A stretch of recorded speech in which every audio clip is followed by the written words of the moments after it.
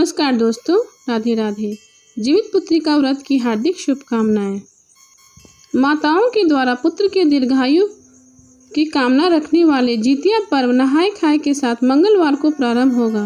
व्रती महिलाएं इस दिन पूरे विधि ध्यान से पूजा अर्चना कर व्रत की विधि शुरुआत करती हैं।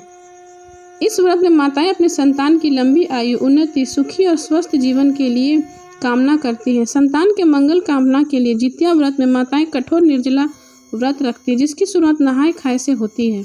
जितिया व्रत के नियम 3 दिन तक चलते हैं। पहले दिन नहाय खाए, अगले दिन निर्जला व्रत और फिर तीसरे दिन नवमी के दिन पारण किया जाता है। जितिया में जीमूत वाहन की पूजा की जाती है। नहाय खाए के दिन की पूजा विधि: स्नान आदि करने के बाद सूर्य नारायण की प्रतिमा को स्नान कराएं, धूप दीप आदि से आरती करें, इसके बाद भोग लगाएं। जीमूत वाहन की प्रतिमा को धूप दीप चावल पुष्प आदि अर्पित करें। सोने या चांदी की जितिया को लाल रंग के धागे में पिरोया जाता है और व्रत वाले दिन इसकी पूजा करके अपने बच्चे के गले में पहनाया जाता है। उसके बाद विधि विधान से सूर्य भगवान की पूजा करें और नहाय खाए व्रत की कथा अवश्य सुने। इस व्रत को रखने से पहले नोनी का साग और रागी का आटा खाने की परंपरा है। कहते हैं नोनी के साग की उत्पत्ति सूर्य देव के मूत्र से हुआ था और इसमें कैल्शियम और आयरन भी बहुत भरपूर मात्रा में होता है, जिसके कारण व्रती के शरीर में पोषक तत्वों की कमी नहीं होती। इस साल 2024 में जितिया की नहाय खाए 24 सितंबर 2024 को दिन मंगलवार को रखा जाएगा। अब सुनिए जितिया के नहाय खाए की कथा। जितिया के नहाय खाए की कथा। कथा के अनुसार एक गांव में एक बुढ़िया रहा करती थी। वह विधवा थी और उसकी कोई संतान नहीं थी।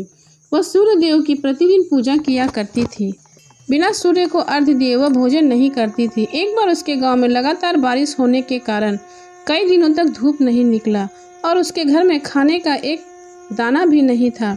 एक दिन बुढ़िया माई पूजा करने के बाद सूर्य भगवान से प्रार्थना करती है, हे सूर्य देव, मैं प्रतिदिन आपकी पूजा करती हूँ। बारिश की वजह से मेरे घर में खाने को एक दाना अन्न भी नहीं है। अगर आप मेरी पूजा से प्रसन्न हैं तो मेरे घर में एक दिन की धूप उगा दें, जिससे मैं अपने घर के अन्न को सुखाकर अपने भोजन का प्रबंध कर सकूं। बुढ़िया के ऐसे कथन सुनकर सूर्य भगवान प्रसन्न हो गए और रात्रि में बुढ़िया को दर्शन दिए और उन्होंने कहा कि मैं तेरी प्रार्थना से प्रसन्न हूँ। मैं तेरे घर में धूप जरूर उगा दूंगा, पर मेरी एक शर्त है। तुझे अपने घर मुझे बुलाकर मेरी सेवा करनी होगी। बुढ़िया मान गई। दूसरे दिन सिर्फ बुढ़िया के घर में धूप उगी और पूरे गांव में वर्षा हो रही थी।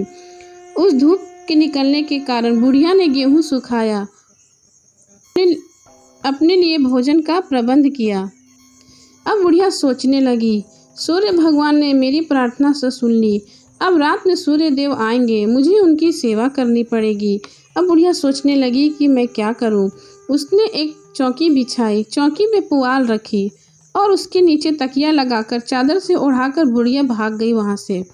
जब देवता आए और बुढ़िया को न पाया तो वो बहुत क्रोधित हुए और उसके आंगन में सूर्य देव ने मूत्र विसर्जित कर दिया और वहां से क्रोधित होकर चले गए। जब सुबह बुढ़िया घर आई तो उसने देखा कि उसके आंगन में बहुत ही सुंदर घास उगी है। उस बुढ़िया ने उस घास को साग समझकर खा लिया। जो साग बुढ़िया के आंगन में उगा था वह नोनी का साग था, जिसे जितिया त्यौहार के दिन, नहाय खाए के दिन और पारण के दिन खाने की परंपरा चली आ रही है। नोनी का साग सूर्य भगवान के मूत्र से उत्पन्न हुआ था, इसलिए इस नोनी के साग को बहुत ही पवित्र और तीज त्यौहार में खाने की परंपरा है।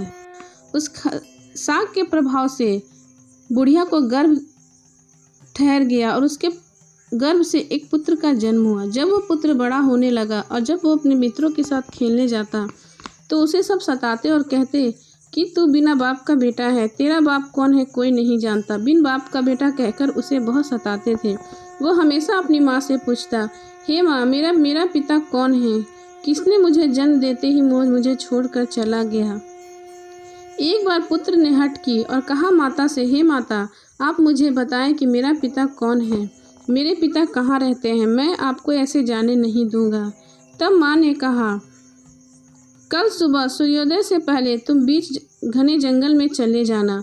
वहाँ से 7 घोड़े पर सवार एक व्यक्ति जाता दिखाई देगा। तुम उस घोड़े को पकड़ लेना, वही तुम्हारा पिता है। सुबह बालक जब जंगल में अपने उस व्यक्ति के आने की प्रतीक्षा करने लगा, थोड़ी देर बाद उधर से 7 घोड़े पर सवार सूर्यदेव वहाँ से निकलने लगे। तब उस लड़के ने सूर्यदेव के घोड़े को रोक दिया और पकड़ लिया और कहा कि आप मेरे पिता हैं, मेरी माँ ने ऐसा कहा है, मैं आपको जाने नहीं दूंगा। सूर्यदेव ने कहा, तुम मेरे बालक नहीं हो सकते, तुम्हारी माँ ने तुमसे झूठा वचन कहा है। तब बालक ने कहा कि आप अब ध्यान लगाइए, आपको याद आ जाएगा कि मैं ही आपका पुत्र हूँ। तब सूर्य भगवान सोचने लगे कि सूर्यदेव का रथ को रोकने का संसार में किसी में इतना साहस नहीं, पर यह बालक कौन है जो मेरे घोड़े को रोक रहा है। तब सूर्य भगवान ने ध्यान लगाया और उन्हें उस बुढ़िया की याद आई जिसके घर में उन्होंने मूत्र विसर्जित किया था। ध्यान लगाने के बाद सूर्यदेव ने उस बालक से कहा, हे बालक, तुम सही कह रहे हो, मैं ही तुम्हारा पिता हूँ। तब बालक कहने लगा, हे पिता, मुझे सब बिना पिता की औलाद कहते हैं, मेरे संसार में कोई पहचान नहीं है, मुझे कोई नहीं मानता, आप कृपा कर मुझे पहचान दें। तब सूर्य भगवान ने उसकी आशीर्वाद उसे दिया और कहा, जाओ, तुम्हारा आज से नाम जीमुतवाहन है।